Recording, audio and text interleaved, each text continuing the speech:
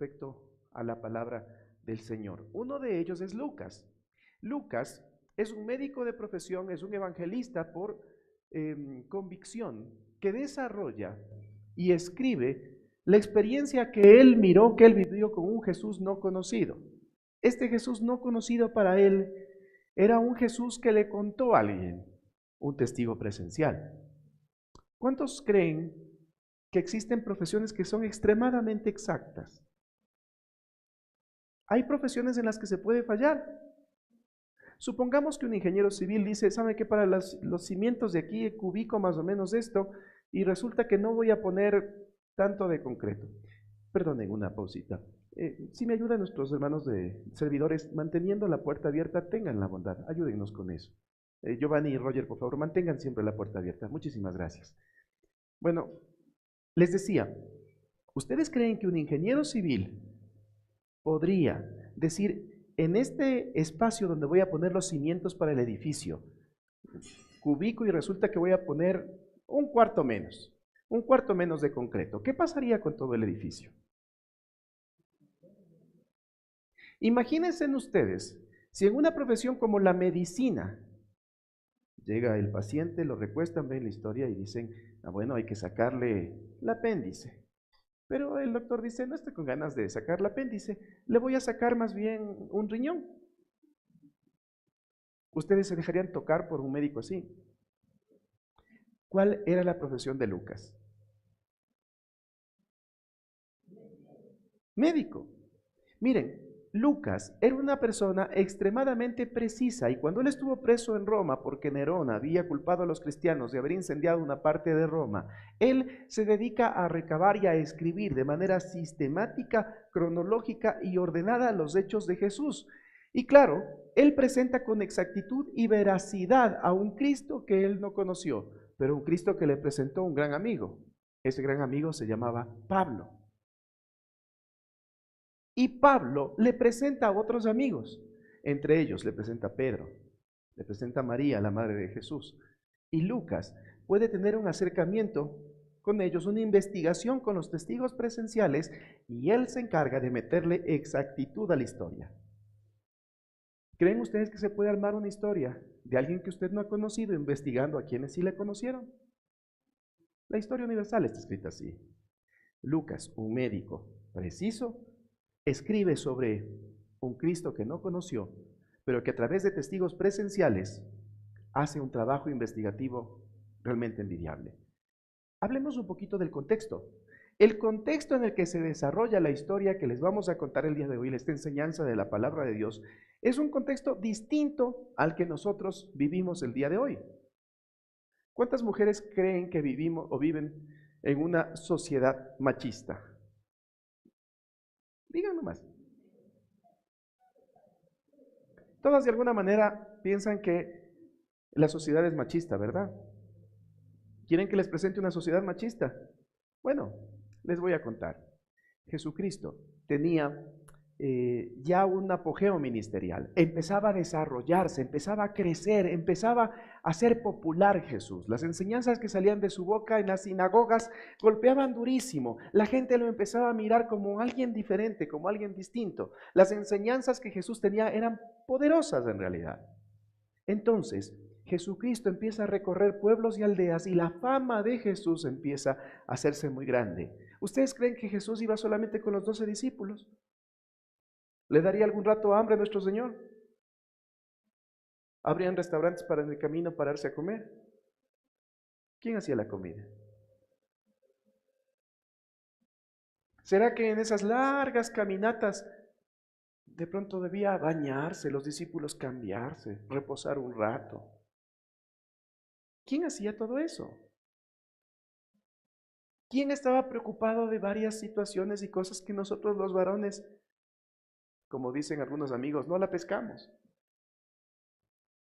Igual que en tiempos memoriales, igual que hoy, siempre las mujercitas están preocupadas de los detalles que a nosotros se nos escapan.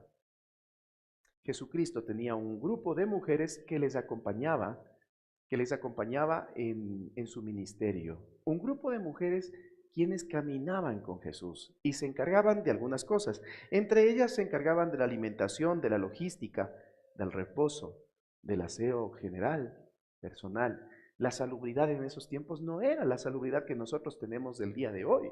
El agua había que irlo a buscar en lugares lejanos. En un contexto de desierto, había que ir a sacar agua de un pozo y llevarla en diferentes utensilios para que no se contamine. Aparte de eso, la cultura judía hacía ver algunos animales como impuros, entre ellos las moscas.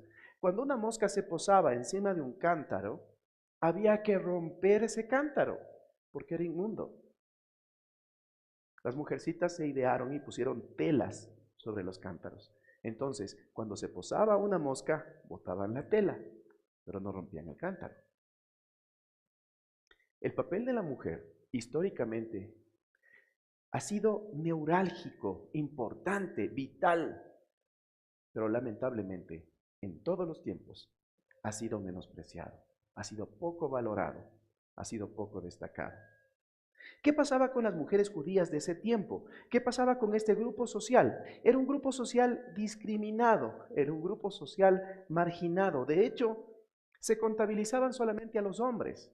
Revisen ustedes en Hechos 2. Pedro da una disertación, una prédica acerca de Jesucristo y se convierten, dice el mismo Lucas, porque parece desde el mismo que escribe Hechos, dice el mismo Lucas, que reciben al Señor Jesús en su corazón, se convierten 3,000 hombres. La pregunta es, ¿no había mujeres en ese lugar? ¿Por qué dice 3,000 hombres? Porque en ese tiempo los hombres eran considerados humanos. Las mujeres eran una especie de subcultura humana. Y si ustedes se ponen a pensar, los judíos tenían varias razones para tener una idea distorsionada de lo que era la vida. En primer lugar, ellos habían recibido la promesa de Dios a su padre Abraham, el padre de la fe, para ser bendecidos con mucha tierra, con mucha nación, con mucha gente. Entonces se sentían orgullosos de su raíz judía. Se sentían orgullosos de sí mismos, pero discriminaban a todos los pueblos, que le llamaban gentiles o le llamaban paganos. Y los veían por encima del hombro. Un judío no saludaba con un gentil, no hablaba con un gentil, con alguien de otro pueblo. Viene Jesucristo y se acerca a una, primero mujer, y segundo samaritana, y le ofrece darle un agua de vida para que nunca más tenga sed. Los niños eran considerados hasta los 12 años, perdón, no eran considerados hasta los 12 años personas. Quizás eso en nuestra mente occidental no, como que choca, ¿no? A ver, la razón. La razón es la siguiente. Había muchas muertes de menores por enfermedades, por plagas, por virus. Los niños no alcanzaban a desarrollarse. Conversen ustedes con sus abuelitos, bisabuelos, y les preguntan, ¿cuántos hijos tuvo usted? Y le dicen, tuve 6 hijos, 4 vivos y 2 muertos. ¿Han escuchado eso? Eso pasaba allá también. Y pasaba porque no habían las vacunas, no habían los cuidados, no existía el subcentro de salud número 1 de Jerusalén, no había. Entonces, estas personas idearon una manera para que el dolor de la mujer se aplaque. Entonces moría un niño porque fue infectado de algo y la respuesta era, mi amor, tranquila, todavía no es persona. Y de esa manera trataban de que la mujer se tranquilice frente a la muerte de un hijo. Viene Jesús, se acerca a un grupo de niños. Sus discípulos les retiran, no, no, ellos no son personas, no le molesten al maestro. Y Jesús dice, dejen que los niños vengan a mí. Porque de los tales, los que se asemejan a ellos, los que parecen a ellos, de ellos son el reino de Dios. Jesucristo vino a dar dignidad a los grupos sociales que históricamente han sido denigrados por la sociedad. Dio valor a los gentiles, a los que no eran judíos, de los cuales nosotros gozamos también ahora el privilegio de poder llamarle Padre a Dios y a través del sacrificio de Jesucristo ser contados también como su pueblo. Vino a darle dignidad a los niños, quienes no eran considerados humanos hasta los 12 años. Y también vino a darle dignidad a la mujer, que en todas las épocas y en todas las culturas ha sido menospreciada. Miren, ¿qué pensaba un judío? Un judío pensaba que la mujer, en primer lugar, era propiedad de su padre hasta que se case, porque ahí pasaba a ser propiedad de su marido. Las mujeres en ese tiempo eran cambiadas por camellos, eran cambiadas por tierras, eran cambiadas por alimento. Miren, les entregaban para que se casen, les vendían para que se casen con unos hombres y pasaban a ser dueños los hombres de la mujer. Los judíos en ese tiempo hacían que la mujer no participe en la vida pública. Su rol en la sociedad se reducía nada más a la casa y a los hijos. Calladito, usted no dice nada más. Si usted sale a la calle, tiene que salir tapada la carita. Eso es señal de que usted tiene un nombre. Tapada la cabeza, tapada la cara. Porque usted tiene un nombre al que usted pertenece. Y no solamente eso, había una oración que los judíos lo repetían en la mañana y en la noche. Y la oración tenía dos agradecimientos. El primero, gracias Dios por no haberme hecho gentil. ¿Se acuerdan ustedes de un publicano orando y diciendo, un fariseo y un publicano orando, y el fariseo diciendo, gracias Dios porque no me hiciste como él? Más o menos eso, ¿no? Gracias Señor por no haberme hecho gentil. Y la segunda parte de la oración, y gracias por no haberme hecho mujer. ¿Sigue pensando que vivimos en una cultura machista? Como decía mi abuelito, siempre se puede estar peor, dice todavía. Miren, los judíos se sentían orgullosos por haber podido reconstruir el templo. Herodes el Grande reconstruyó el templo para los judíos y eso era motivo de orgullo. A Jesús le llevan y le dicen, mira lo que tenemos ahora, el templo de Jerusalén. ¿Y qué era el templo de Jerusalén? El monte Sión. Y sobre el monte Sión, levantado por pilares, una terraza de 1 kilómetro de largo en cada lado, 1 kilómetro cuadrado, de pura piedra, levantado sobre el monte como un techo. Y sobre eso, el templo. Y le llevan a Jesús y le presentan, mira lo que Herodes nos ha dado, mira. Y Jesús se pasea, va a una de las torres y dice, lindo está. Pero les contaré que no va a quedar piedra sobre piedra. Porque al igual que el día de hoy, que en nuestra era, en nuestra época, en nuestro contexto, los religiosos pasan preocupados de levantar templos, no de levantar personas.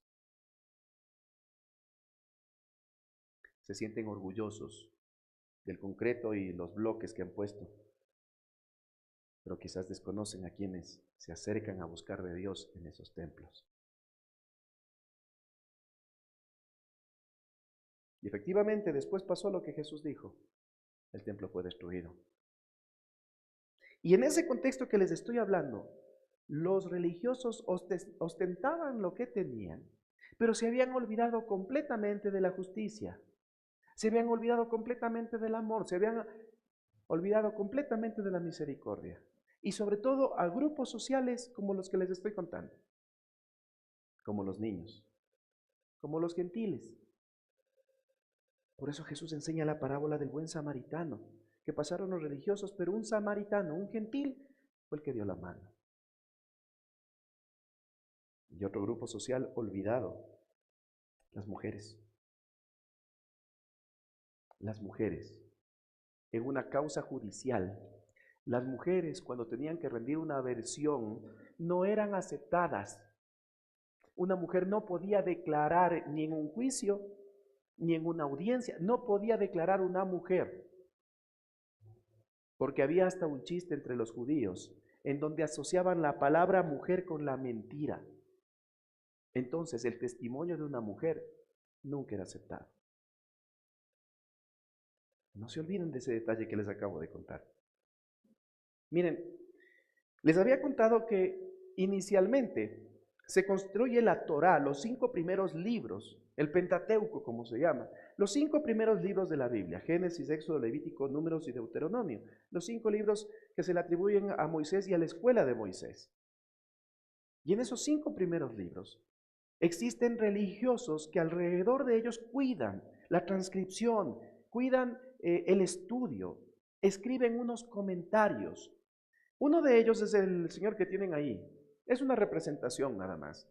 Es un rabino del siglo I. Su nombre, Eliezer. Eliezer escribe un compendio junto a otros rabinos de la época, unos comentarios a la Torá que son llamados el Targum. Y este comentario, esta explicación, incluye un texto como el que está allí. Dice, mejor sería quemar las palabras de la Torá, o sea, quemar la orden de Dios, quemar las palabras de Dios, que confiarlas a una mujer.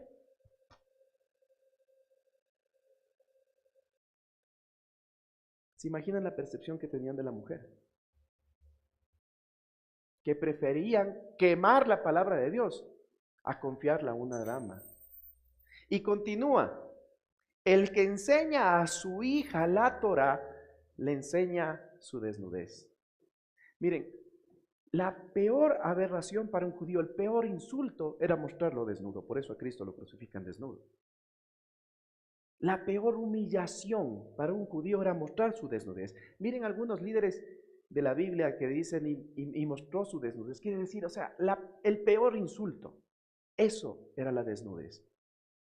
Y este hombre, este rabino que escribe parte del Targum, dice, el que enseña a su hija la palabra de Dios, le está mostrando lo peor. Porque el concepto que se tenía en ese tiempo de la mujer era ese, el peor. Le vuelvo a preguntar, ¿sigue creyendo que estamos en una sociedad machista? La sociedad judía era machista en serio. Y no solamente machista, sino peyorativa. Y no solamente eso, sino que era una sociedad que segregaba, que confrontaba y que rechazaba a quienes no eran como ellos querían que sean. O sea, los hombres tenían incluso niveles. Y entre los hombres se hacía todo y la mujer era más o menos un accesorio del varón. ¿Qué podía comprar? ¿Qué podía cambiar por un camello? ¿Qué podía cambiar por una tierra?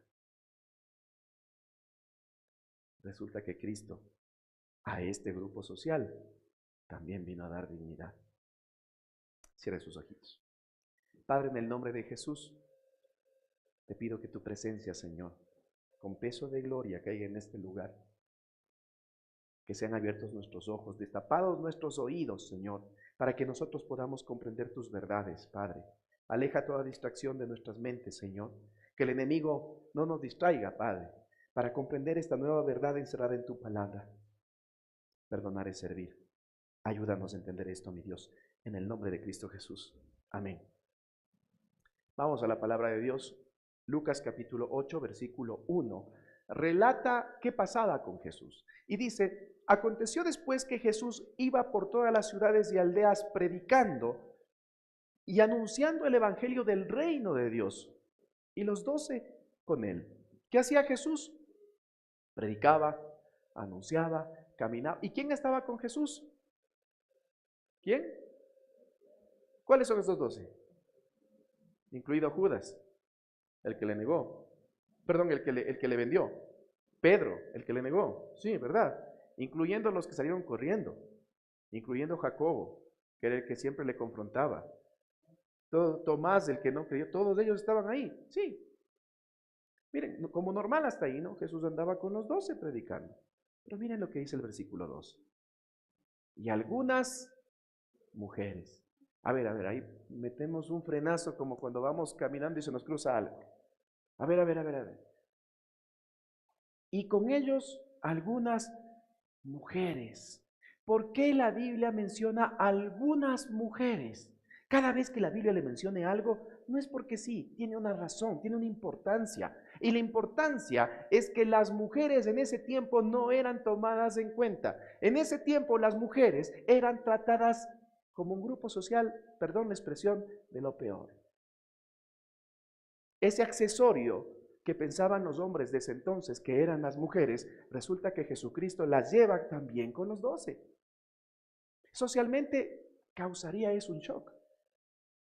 Claro, porque los importantes de allí eran los varones. Entonces que Jesús ande con los 12 como normal, entre comillas, porque andaba con muchachos que no eran adultos completos. Eran chicos que tenían entre como 18 y más o menos hasta unos 22, 23 años, más o menos de esa edad. Los adultos completos se hacían a los 40 años. Entonces Jesús andaba con un grupo de muchachos y también andaban mujeres. ¿Y quiénes eran estas mujeres? La Biblia nos cuenta. Dice, algunas mujeres que habían sido sanadas ¿de qué? ¿Sanadas de qué? De la columna, sanadas de una pierna, sanadas de un ojo. ¿De qué fueron sanadas? De espíritus malos. ¿Se acuerdan el segundo mensaje que nosotros vimos? Que el perdón trae sanidad.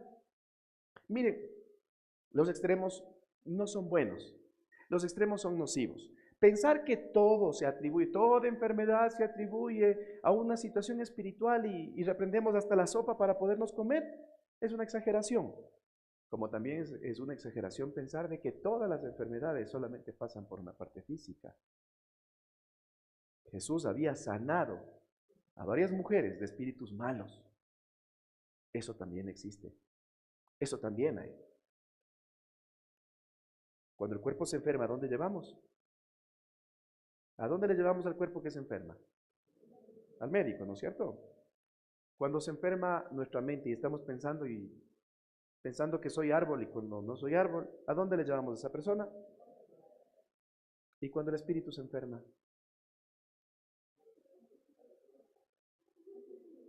Solo la presencia de Dios puede arreglar un espíritu enfermo. Y para eso usted tiene que acercarse a un lugar donde la palabra de Dios sea expuesta de manera clara y sin adulteraciones. Mire, cuando nosotros pensamos, como habíamos visto en el segundo mensaje, que solamente somos cuerpo, que solamente somos mente y nos olvidamos que también tenemos una conexión espiritual, entonces comienzan los problemas. Estas mujeres habían sido sanadas de espíritu malo y miren lo que dice después, y de enfermedades. Hace una separación la Biblia. Habían sido sanadas de las dos cosas. Empieza con la primera. Dice, María que le llamaban Magdalena, de la que habían salido 7 demonios. Miren, los números en la Biblia tienen una razón, tienen un significado. Los números en la Biblia no son el mismo conteo romano que nosotros tenemos. Para nosotros son 7, ¿qué son 7? 1, 2, 3, 4, 5, 6, 7, ¿no? 7. Para un judío el número 7 es un número de perfección. Cuando le dijo el Señor, tienes que perdonar 70 veces 7, le dijo, tienes que perdonar total, completamente, perfectamente. Es un número de perfección el 7. Y cuando dice que habían salido de María Magdalena 7 demonios, lo que está diciendo la Escritura es que el Señor había liberado a una persona que estaba perfecta y totalmente endemoniada. ¿Qué fama habría tenido esta mujer, aparte de ser mujer? ¿Qué fama habría tenido? ¿Cómo creen que la sociedad habría visto a una persona que estaba perfectamente endemoniada y que después andaba con el grupo de Jesús? Vamos a la siguiente. Juana, mujer de Chuza, intendente de Herodes. Herodes era la persona que oprimía al pueblo judío. El administrador de los bienes de Herodes se llamaba Chuza o Cusa, dicen algunas otras versiones. Su mujer andaba en el grupo donde estaba Jesús. ¿Qué habría pensado el marido? Y aquí hacemos un pequeño paréntesis. Si el marido no estaba de acuerdo, seguramente Juana podría haber estado hasta muerta. Si estaba allí, es porque su marido lo había permitido, porque ella era propiedad de su marido. Y la otra mujer, dice, y Susana, no es hija de, esposa de, ni tampoco habían salido demonios, ni nada, simplemente Susana. Y dice, y otras, muchas, que le servían, ¿de dónde? ¿De dónde? ¿Y de dónde tenía posesiones la mujer? Digan, digan, del esposo. O sea, mujeres que de su recurso familiar servían a Jesús. ¿En qué servían? En logística, en transporte, en alimentación, en aseo personal, para que Jesús pueda llevar el Evangelio. ¿Sería importante la labor que estaba desarrollando la mujer en ese entonces? Una labor invisible, como nos pasa en el día de hoy. Ustedes me ven parado aquí. Ustedes no saben todo lo que esa señora de rojo hace para que yo esté aquí. Y muchas veces pasa inadvertido. La sociedad de ese entonces es muy parecida a la sociedad de hoy. Porque quizás nosotros no lo decimos con palabras, ni existen decretos o edictos que nos hagan ver que nuestra mujer es propiedad mía, ya sé lo que yo le digo. Pero nuestra actitud muchas veces es esa, el tener a nuestra mujer como un accesorio. Como calle mi hijita y haga lo que yo le digo. ¿Y saben qué? De ese mal adolecemos todos los hombres. Pero Cristo viene a dar dignidad a la mujer y enseñarnos a nosotros los varones lo que es ser un varón. Enseñarnos de que nosotros necesitamos tener una mezcla de amor y de firmeza. ¿Quiénes eran estas mujeres? ¿Quiénes eran estas señoras que menciona la Biblia? Así les digo que cuando la Biblia menciona algo es porque realmente es importante. ¿Quiénes eran estas mujeres? Vamos con la primera. La primera se llamaba María y le decían María Magdalena. Vamos a quitarnos de la cabeza un mito. ¿Qué es un mito? Es una construcción social sobre la base de supuestos básicamente falsos, de mentiras que nos hacen pensar cosas. Hay mitos que nos hacen creer a nosotros a lo largo del tiempo. Y sobre María Magdalena se han levantado un montón de mitos. Alguna vez sacaron una película que se llamaba El del Santo Grial. ¿Cómo se llamaba la película? El Código Da Vinci. Gracias David. El Código Da Vinci. Y en ese Código Da Vinci se le hace ver a María Magdalena como mujer del Señor y no. Miren, esa es una novela. Diga conmigo, novela. No tiene ninguna base ni bíblica, ni histórica. No tiene ningún antecedente para sostener semejante cosa. Es una novela. Alguien se le ocurrió, se imaginó, y mucha gente lo ha tomado como propio. Y dicen, no, si verás, María Magdalena ha sido. Es un mito. Destruyamos algunos mitos. Primero, a María Magdalena le dicen que fue una prostituta. No existe ningún sustento para decir que fue prostituta. Fue una persona que tenía demonios, pero eso no le convierte en prostituta. La segunda cosa, dicen que era una mujer hermosa. No sabemos si era una mujer hermosa o era una señora ya de sus años no tan hermosa. No sabemos. No existe un sustento ni bíblico ni histórico para asegurar los rasgos físicos que tenía María Magdalena. Y la tercera es que tenía una atracción por el Señor Jesús. Y esa es quizás la idea más descabellada. No existe un sustento ni bíblico ni histórico para asegurar semejante cosa. Ahora, ¿quién era María Magdalena? Vamos con la primera. En primer lugar, Magdala era una localidad al sur de Galilea. Esta señora era de ahí. ¿De dónde era Jesús? De Galilea. La atribuían a Galilea. Y al sur de Galilea existía una localidad que se llamaba Magdala, por eso le decían María, la que es de Magdala. ¿No es cierto? Yo me crié en Machache, y a mí me dicen que soy machacheño. Entonces a ella le decían María Magdalena, no machacheña, Magdalena. Porque venía de una región que se llama Magdala. Después, Jesús le había liberado, dice la Biblia, 7 demonios. Entendiendo la cultura judía, le había liberado totalmente de una situación demoníaca que tenía en su vida. Después, también el agradecimiento que ella tuvo por lo que Jesús hizo la convirtió en una discípula. Algunos se han de estar revolcando en las tumbas con lo que digo. Porque pensar que una mujer puede ser discípula, enseñarle la Torá a tu hija es como mostrarle tu desnudez, deben estarse revolcando. Pero María Magdalena fue una discípula del Señor, discípula silenciosa, quizás sin voz y sin voto, pero aprendiendo las enseñanzas de nuestro Señor y albergando en su corazón agradecimiento que le llevó a servir. Estuvo presente en la crucifixión. María Magdalena es la que queda junto a Juan y junto a María. Y otras mujeres más se quedan allí al pie de la cruz. Cuando el que dijo, Señor, yo voy a dar mi vida por ti, fue y le negó.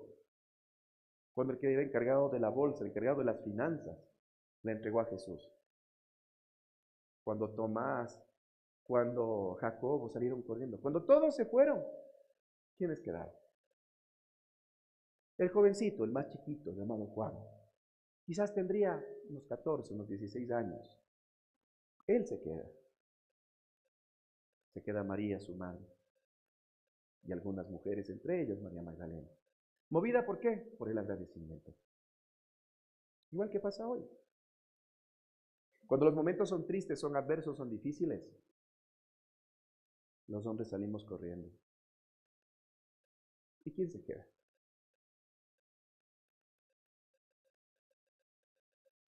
Quizás esa viejita que su pelo se le va pintando de blanco, que sigue pensando que nosotros tenemos solución. ¿Quién se queda?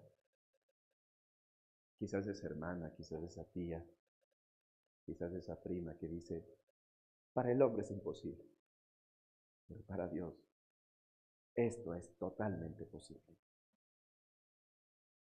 Por eso digo que históricamente la mujer se la ha hecho de menos, pero Cristo ha venido a darle dignidad. ¿Quién era la otra señora? La otra señora se llama Juana, y ustedes ven que le ponen mujer de Chuza. ¿Se acuerdan que les dije que la mujer era una especie de accesorio del marido? ¿Quién era el chulla ahí? ¿Quién era el importante? A la gente que nos mira por internet, chulla es como el guapo del barrio, ¿no? Vayan a pensar que es alguna otra cosa. Miren, ¿quién era el protagonista de la película ahí? Chuza o Cusa, ¿no? Se puede pronunciar también así el nombre, ¿no? Este señor era el que administraba los bienes de Herodes, era un hombre de una clase social alta y la mujer de él estaba con el Señor. Parece que el nombre le cambiaron, porque se acuerdan que les había contado que a los cristianos les cambiaban el nombre cuando se convertían a los caminos de Cristo, les cambiaban el nombre, les ponían otro. Resulta que a esta señora le pusieron Juana y Juana significa el Señor da con gracia. ¿Por qué le habían puesto? Porque era una tacaña. Porque venía, a ver, ¿cuánto están cogiendo para ver cómo podemos eso distribuir? Yo les voy a decir en qué van a gastar. Sería que venía así esa señora. Venía de sus bienes a dar con gracia. Bueno, ella fue una mujer sanada por Jesús. Una mujer que sentía en su corazón agradecimiento porque el Señor la sanó. Chuza o Cusa era administrador de Herodes, ocupaba un cargo público en el gobierno opresor de los judíos. Tenían una clase social bastante acomodada. Y sobreentendemos que esta señora tenía un acuerdo con su marido, porque caso contrario no podía estar ahí, y menos podía ser nombrada como, si es que huía de su marido ya por último, no podía ser nombrada como la mujer de Chuza. Si estaba nombrada como mujer de Chuza y estaba con Jesús caminando, era porque tenía un acuerdo con su esposo. ¿Y saben qué? Esa señora aprendía por los dos, porque seguramente las verdades que aprendía de Cristo es las que compartía con su esposo, que no podía estar porque seguramente la persona que llevaba la administración de los bienes de Herodes no podía caminar con quien hablaba cosas que iban en contra del gobierno. ¿Estamos hasta ahí? Miren, esta mujer sujeta aprendía por los dos. ¿Quién era la otra? La otra señora se llama Susana. Susana significa lirio. Y lirio era una flor exótica en ese tiempo, una flor preciada entre los judíos, por el olor que despide el lirio. Nosotros aquí los lirios, ay, pero, ¿no es cierto? Pero en un contexto de desierto era totalmente diferente. El lirio era una flor preciada. Y a esta chica le ponen lirio. Tal vez su nombre de cristiana es ese, Susana. Una mujer con poca referencia en la Biblia. No nos dicen nada más, solo nos dicen Susana. Pero es una mujer que no apela ni a su marido, que no apela tampoco a su posición, ni siquiera al lugar de donde procede, porque la otra era María Magdalena, que venía de Magdala. La otra era Juana, la mujer de Chuza, y la otra era Susana. Miren, muy probablemente esta mujer era una mujer sencilla, desposeída quizás, y poco tomada en cuenta por las sociedades entonces. La liberación que el Señor hizo en su vida le llevó al agradecimiento, y esto hizo que ella se convierta en una seguidora del Señor, quien le servía. Esto nos trae una enseñanza importante, porque tanto a la mujer que ha tenido una vida tan tormentosa, que ha estado perfectamente endemoniada, cuando es confrontada con la presencia de Cristo y rinde su ser, el Señor la convierte en una discípula. La mujer que tiene su marido, su posición y que ha sido una señora perfecta, el Señor también le puede levantar y dar dignidad. Y de pronto a usted que cree que, ay, yo pobrecita, aquí voto, sabe que a usted también el Señor le puede dar dignidad. Le repito como dice el pasaje, y otras muchas le servían, y le servían de sus bienes. O sea, esas tres son solo un ejemplo nomás. No son el todo, porque habían muchas mujeres que le servían ¿de dónde? Y la palabra textual que ocupa Lucas para describir a estas mujeres que dice le servían, la palabra original en griego se llama diaconeo. Y diaconeo es la palabra de donde viene el nombre de diácono. ¿Han escuchado ustedes de eso? Yo soy diácono de la iglesia. ¿Han escuchado eso? ¿Qué significa diácono? Diácono o diaconeo significa servir, atender y proveer. O sea, si alguien es diácono en una iglesia, es el que sirve. No el que viene a fiscalizar lo que se hace o lo que no se hace en la iglesia. Un diácono es quien viene a atender. No exigir que los pastores y los líderes atiendan. Un diácono es quien viene a proveer, no a preguntar cuánto hay. La religiosidad de este tiempo ha metido a las iglesias en un secuestro, donde las juntas directivas y los diáconos son el principal estorbo para la presencia de Dios, para el avance del reino. El diácono existe, pero está para servir, para atender y para proveer. Eso dice la palabra. ¿Y de dónde provee el diácono? ¿De dónde saca el diácono? Diga nomás, nadie le va a pedir nada, diga. ¿De dónde saca? De sus bienes. De sus bienes. ¿Cuáles son sus bienes? Los suyos. Un diácono provee de él. Mujeres desposeídas, mujeres que habían sido el patio trasero de la casa, ellas hacían diaconía. Los religiosos iban a discutir teología en las sinagogas. Las mujeres sencillas atendían, servían y proveían. ¿Quiénes llevaron lo mejor para sus casas? Los fariseos que buscaban ser ellos un ejemplo y que decían, gracias Señor porque me has hecho varón y porque no me has hecho mujer. O las mujeres que dijeron, gracias Señor por lo que me has dado y en agradecimiento a ti yo te voy a servir con mis bienes. Perdonar es servir. ¿Qué tiene que ver esto? ¿Dónde está el nexo entre perdonar y en servir? ¿Qué implica esto para nuestras vidas? Lucas ha citado a personas consideradas de nivel inferior. Muchas mujeres que hace la referencia son personas sin voz, sin rostro, sin peso social que Jesucristo levantó. ¿Se han preguntado ustedes por qué las iglesias están llenas de mujeres?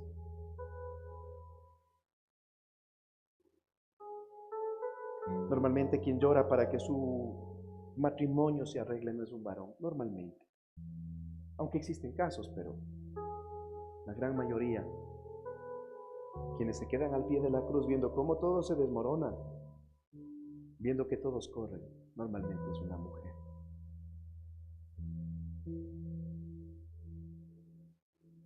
Y Cristo vino a darles dignidad. Y lo que el hombre quiso privar para que ustedes no aprendan, en la gracia, el Señor les ha puesto el mejor alimento para ustedes. Porque el mejor alimento no se sirve en la mesa, se sirve a los pies del Maestro.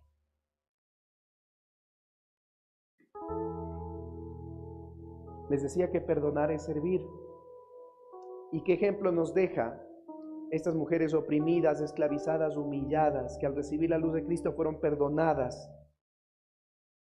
El primer ejemplo que nos deja es que estas mujeres, al ser perdonadas por el Señor, perdonaron a un sistema opresor que les dañó la vida.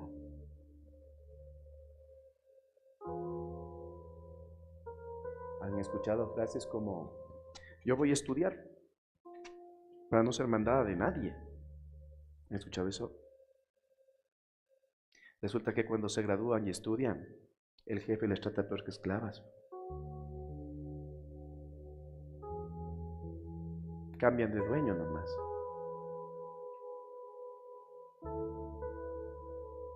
Pero Cristo vino a darles dignidad. Cristo vino a levantar a esas mujeres que el sistema humano dañó.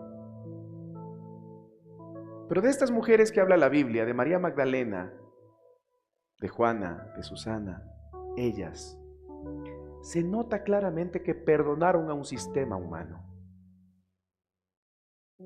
No eran las que cantaban: yo soy rebelde porque el mundo me ha hecho así. No. Eran mujeres que con su servicio demostraron la conexión entre perdón y servicio, porque el servicio es el resultado de un corazón que ha perdonado. Ellas perdonaron a un sistema que les privó de la educación. Ellas perdonaron a un sistema de varones que les hizo ver como un accesorio, que les cambiaba por animales, por tierras. Y sirvieron a un hombre como Jesús y a unos hombres como sus discípulos. Porque existe una estrecha relación entre perdonar y servir. ¿Recuerda usted a la persona que le hizo tanto daño? ¿Recuerda usted a la persona que marcó su vida? ¿Recuerda usted a la persona que con su proceder dañó su corazón? A veces cuando conversamos con la gente nos dicen: pastor, pero dígame, ¿cómo perdono? No puedo. ¿Qué tengo que hacer? ¿Cómo perdono? Bueno, hoy día les traigo un secreto. ¿Cómo perdono? El mayor castigo que recibe un agresor es ser servido por la persona que algún día dañó. Si usted se siente ofendido por alguien, sírvale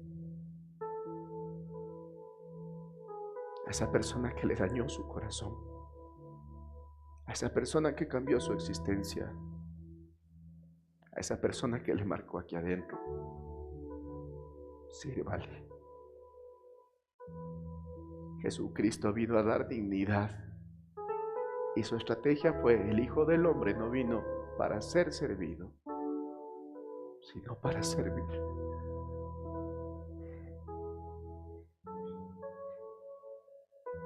A ese familiar incómodo que se burla de usted,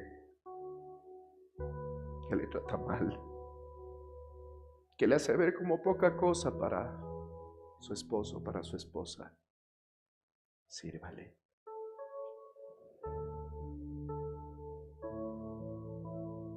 Si necesita el domingo levantarse después del almuerzo y darle lavando los platos, hágalo.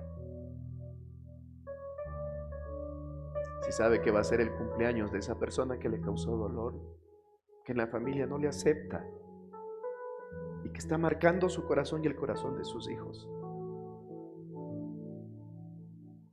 Cómprele una pastita, póngale una vela, hágale soplar.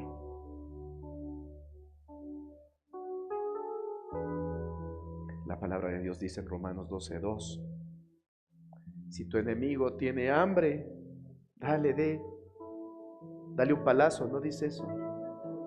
Dale un palazo, dice. No. Si tu enemigo tiene hambre, si tu enemigo tiene sed, porque haciendo eso,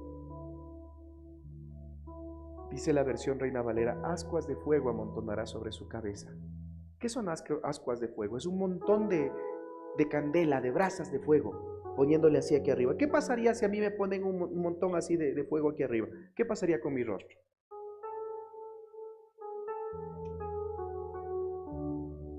¿Qué color tomaría yo? Bueno, la Fernanda, porque yo no, como que no me da mucho el color. ¿Qué color normalmente se pone la gente? Se pone rojo, ¿no es cierto? El momento que usted se levanta y lava los platos, mire de qué color se pone la cara de la persona que le habla, que le insulta, que le molesta.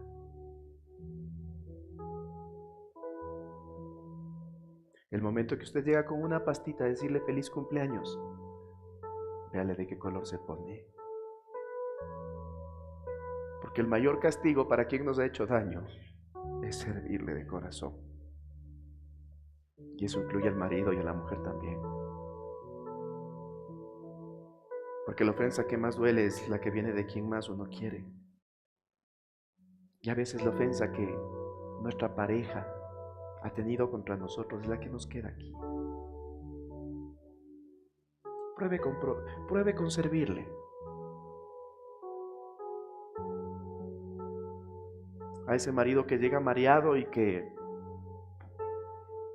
llega, como se va a decir un amigo, no se va a decir oliendo a mudo, se va a decir cuando vienen tomando. Cuando viene así: señora, no se muera de las iras. Sírvale. Hágale un desayuno. Póngale una nota. Hágale saber que su amor va más allá de un comportamiento.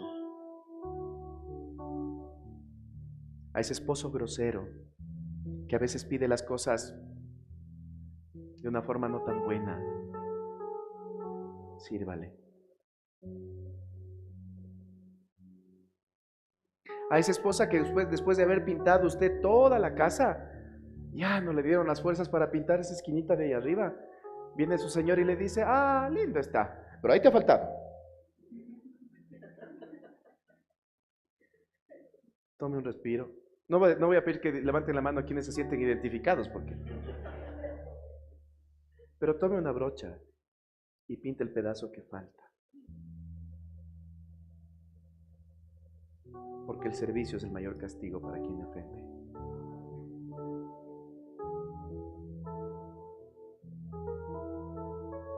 Eso incluye a los hijos. Usted dijo que me está aquí escuchando y dice: pero mi papá me ha hecho daño, mi mamá, sí. Sírvale. Y el momento que le diga: mi hijita, anda metiendo la ropa, y claro, mamita, encantada, no solo la ropa, sino que te va a dejar doblando todas las prendas de lana. La mamá va a decir: ¿qué le está pasando? ¿Me cambiarían con la del vecino? No, ya mismo es.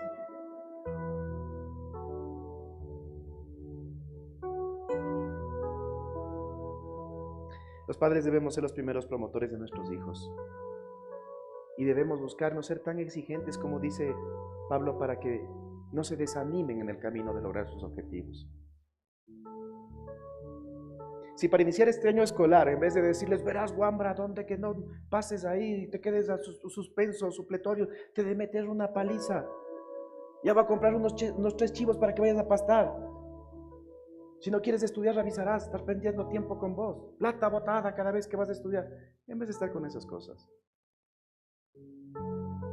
¿Qué le parece si compro un pollito? Y el domingo antes de empezar, por eso quería hacerlo esta semana, no la siguiente. Y el domingo antes de empezar las clases, le dice: mi hijo, esta comidita es para ti. Porque más allá del resultado académico que tú saques, quiero recordarte que eres mi hijo. Y que doy gracias a Dios porque seas mi hijo. Y porque yo voy a estar aquí para ayudarte, para levantarte si te caes. Quiero que des tu máximo esfuerzo. Pero si las cosas no salen, quiero que sepas que aquí está tu papá, que aquí está tu mamá. Que vamos a buscar que Dios nos ayude para proyectar tu vida más lejos.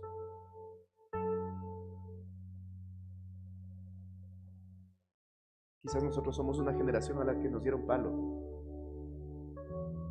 ¿Cuánto sirvió? Necesitamos, y les voy a decir una frase de mi papá, necesitamos criar a nuestros hijos con un poquito de hambre y un poquito de frío. Porque si les damos todo, los perdemos. Y si no les damos nada, marcaremos sus corazones con dolor. Un poquito de hambre y un poquito de frío.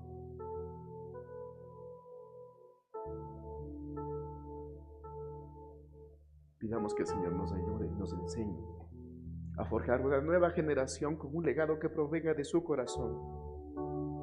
Y si tenemos que ser firmes, seamos firmes. Pero que no reprendamos ni con iras, ni tampoco con coraje, porque su hijo lo recibe.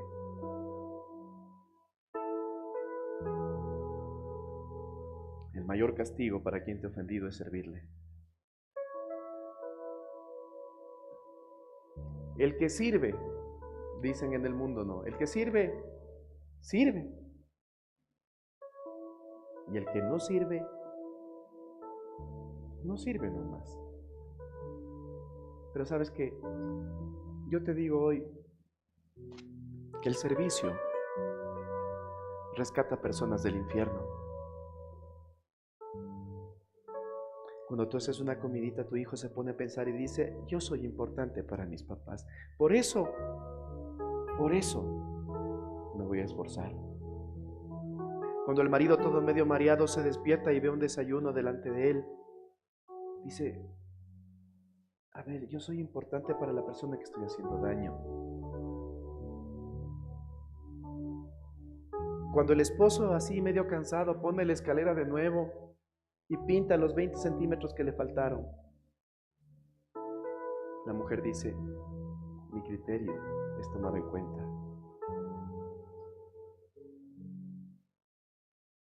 Cuando usted sirve en la iglesia, usted colabora para rescatar personas del infierno. Los chicos que aquí alaban al Señor le conectan a usted para que levante sus manos, para que alabe, para que se encuentre con el Creador. La persona que da la bienvenida ahí, que les abraza, les hace sentir un abrazo de parte de Dios. Las personas que están atrás con los niños, correteando atrás de los chicos que se les escapan, que se les cruzan, que se saltan, están rescatando vidas del infierno. Por eso aquí en la Iglesia Bíblica Familiar el servicio es concebido como una bendición, como un privilegio. Porque el servicio es la corona del perdón. Porque cuando usted ha completado un proceso de perdón, entonces puede servir. Mientras usted siga recordando lo que le ha hecho daño, lo que le ha marcado, pobrecito yo, Dios qué malo conmigo, ¿sabe qué? El que sirve, sirve.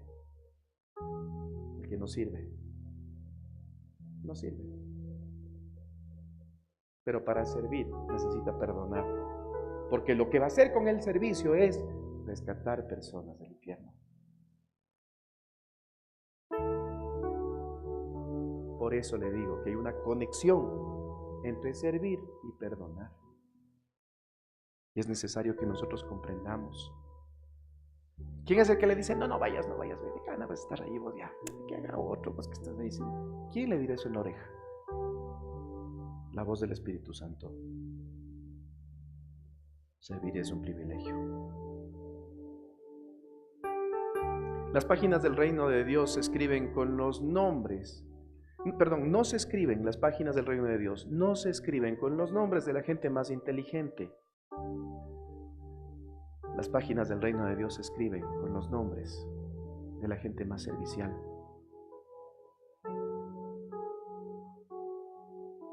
¿Qué necesito para servir? Estar dispuesto. Pero por sobre todo, comenzar por tu casa. Porque no sirve de nada que tú vengas y te desbarates aquí arreglando esto, lo otro. Y tu mujer me diga, pastor, pero en la casa ni una taza levanta. O que venga tu marido a buscarte y decir, hijita, los guaguas no han comido nada. Es que estoy llorando, deja nomás. El Señor proveerá. A veces somos realmente faltos de sabiduría. Porque el servicio al prójimo comienza con el servicio al que está más próximo. ¿Cuál es tu prójimo? Es el que está próximo a ti. Regresa a ver quién está próximo a ti. A él le tienes que servir primero.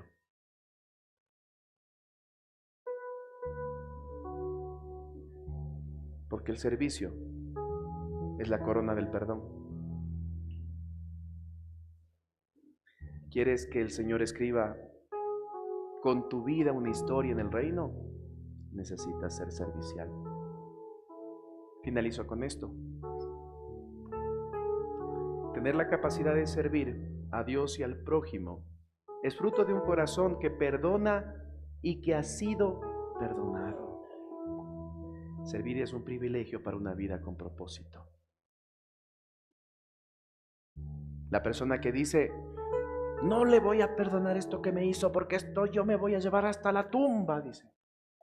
Y cuando esté muriéndome me voy a acordar y le voy a maldecir a este. ¿Has escuchado eso? Son personas que el enemigo les mete en una rutina de vivir día tras día anclados al pasado, no con un propósito eterno. No permitas que el enemigo te meta en ese juego, porque la falta de perdón te estanca, porque la falta de perdón hace que tu vida viva anclada al pasado. Y cuando abras los ojos, quizás los niños que eran así estarán así diciéndote, un gusto haberle conocido, me voy a cumplir mis sueños. Cuando abras los ojos y te des cuenta, quizás el esposo o la esposa que tú tienes al lado será un perfecto desconocido o desconocida, porque habrás abrazado un dolor que no te permitió disfrutar del servicio a los demás.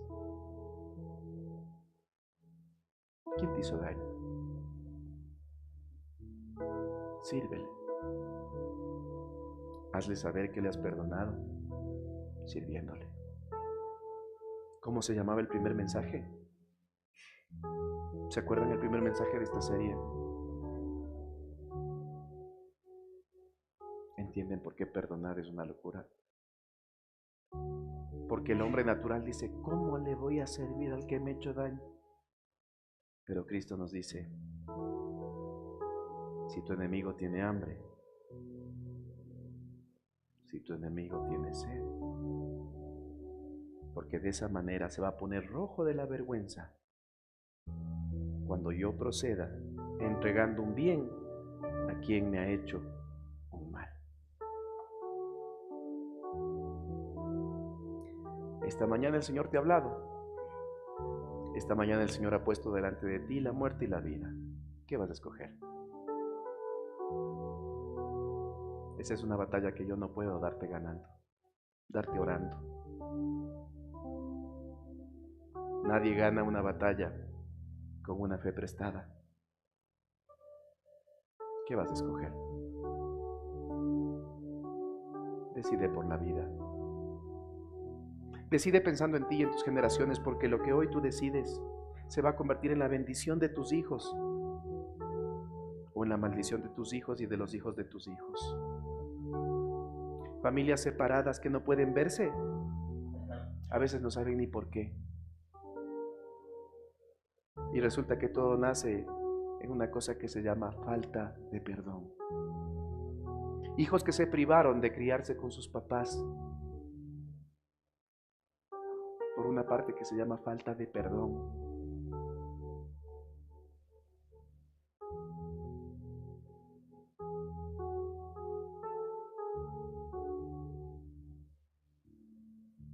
Oportunidades laborales perdidas por algo que se llama falta de perdón. Decide. Aquí termina mi parte y comienza la tuya. Pongámonos de pie.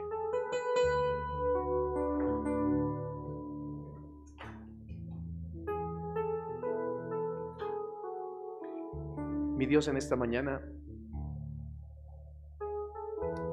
te damos las gracias por el ejemplo de mujeres como María Magdalena, como Juana, la mujer de Chuza, como Susana. Mujeres quizás pisoteadas, oprimidas, que perdonaron y que fueron perdonadas por ti. Padre, en el nombre de Jesús hoy te pido, sella esta enseñanza en nuestras mentes y corazones para que podamos tener claro, mi Dios, cuál es nuestro papel frente a una ofensa.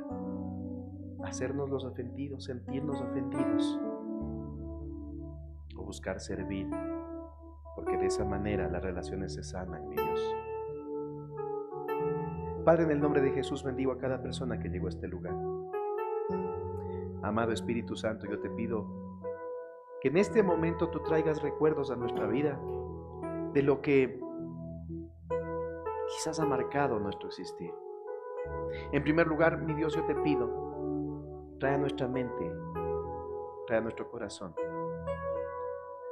la persona a quien nosotros hicimos daño, mi Dios. Yo le invito ahí en el lugar donde usted está, pídale al Espíritu Santo de Dios que le recuerde a quien usted ha hecho daño. No somos perfectos, fallamos, dañamos a veces hasta sin pensar.